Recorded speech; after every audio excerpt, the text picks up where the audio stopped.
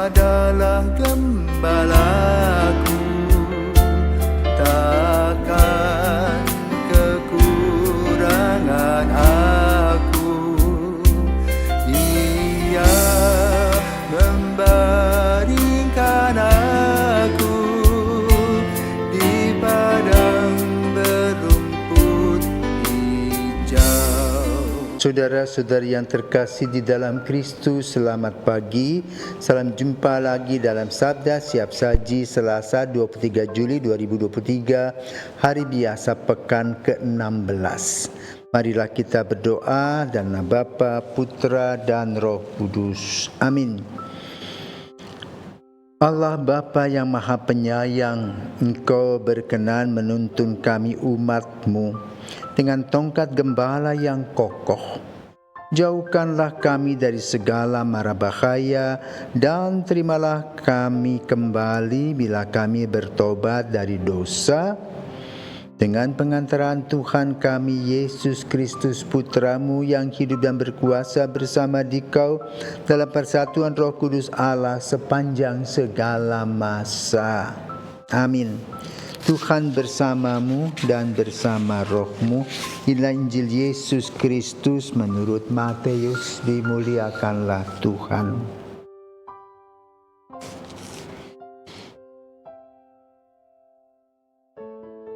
Sekali peristiwa ketika Yesus sedang berbicara dengan orang banyak, ibu dan saudara-saudaranya berdiri di luar dan berusaha menemui Dia. Maka berkatalah seseorang kepadanya, "Lihatlah, ibumu dan saudara-saudaramu ada di luar dan berusaha menemui engkau." Tetapi Yesus menjawab kepadanya, "Siapakah ibuku dan siapakah saudara-saudaraku?"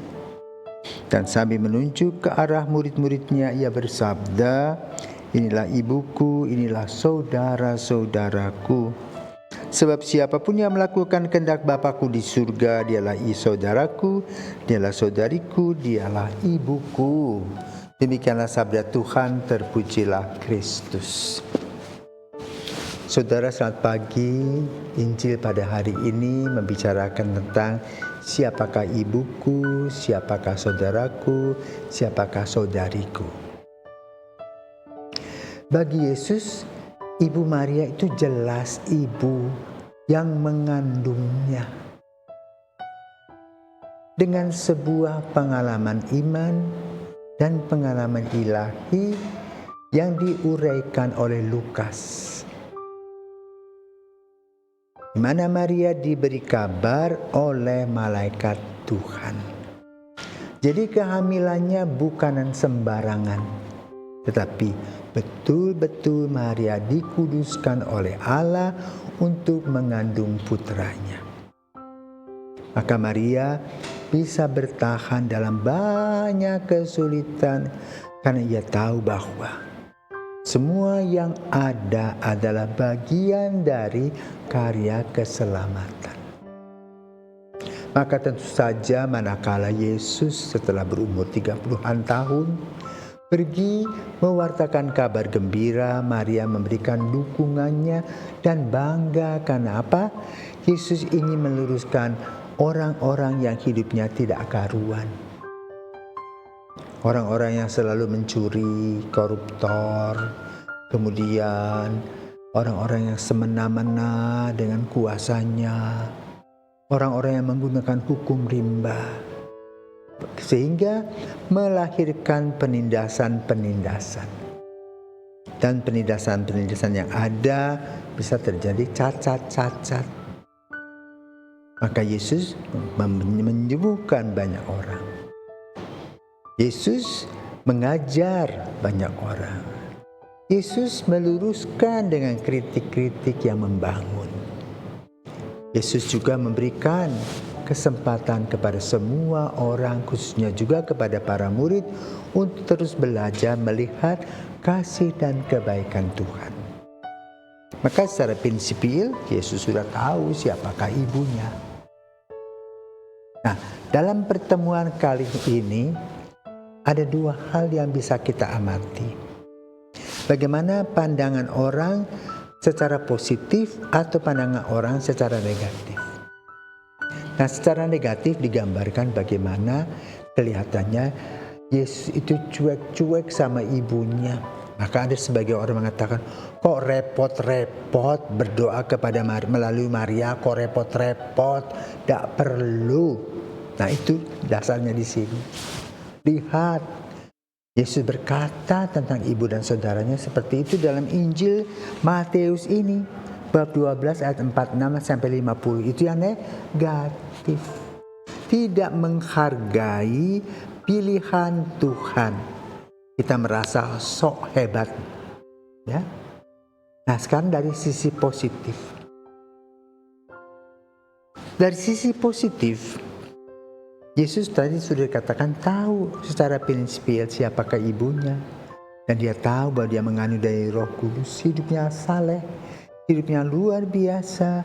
Ketika dia datang, yang heboh adalah orang-orang yang mengatakan kepada Yesus, seolah-olah Yesus itu harus pergi kepada Maria. Nah, Maria tidak minta itu. Tapi dia hanya datang, visit, melihat, mendengar hal-hal yang baik yang telah dilakukan oleh putranya Yesus. Maka Yesus menerangkan, siapakah ibuku dan siapa saudaraku, catatannya di bawahnya apa.